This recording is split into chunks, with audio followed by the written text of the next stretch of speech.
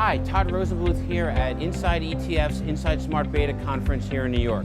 What's exciting about this conference is we're going to talk with many of these industry experts about their new products, what makes them unique, and key drivers in the industry. So I'm here with Nick Chan of Goldman Sachs. Nick, let's talk about how Goldman Sachs is working with their clients to be able to solve problems using smart beta strategies. Well, interesting question. I think we've been using smart beta strategies to really solve three different needs from clients. The first need is really using smart beta as an alternative to passive market cap based investing. Right? There's this tendency that there's inefficiencies in market cap based investing. People are dissatisfied. There are large drawdowns, potential bubbles, and all that. So smart beta allows for the potential for some potential upside return for similar or lower levels of risk, all priced at the same price, typically as your passive market cap equivalent. There's additional reasons too, correct?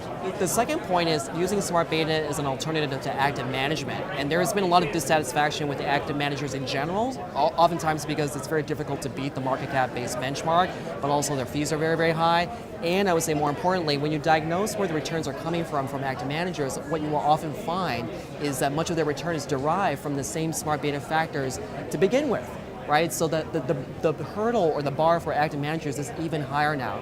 Not only do they have to beat the traditional market cap benchmark, but now they have to beat traditional smart beta factors as well, right, to really produce true alpha. The third and final solution is really thinking about smart beta as a way to have exposure management or completion management, right? So you might have, asset allocators might have active managers that they really, really like, but they might have gaps or exposures that they have too much of or not enough of, in which case smart beta can serve as a way to better complete their portfolio. And so we've got single factor products that are out there as well as multi-factor products. I guess, what would be a use case to use multi-factor? Yeah, multi-factor is, I think our approach at Goldman Sachs is the multi-factor approach is probably the more prudent approach. Different factors can work better or worse at different periods of time, right? So there are a lot of single-factor ETFs out there that initially, a couple of years ago that launched that were with great success, right?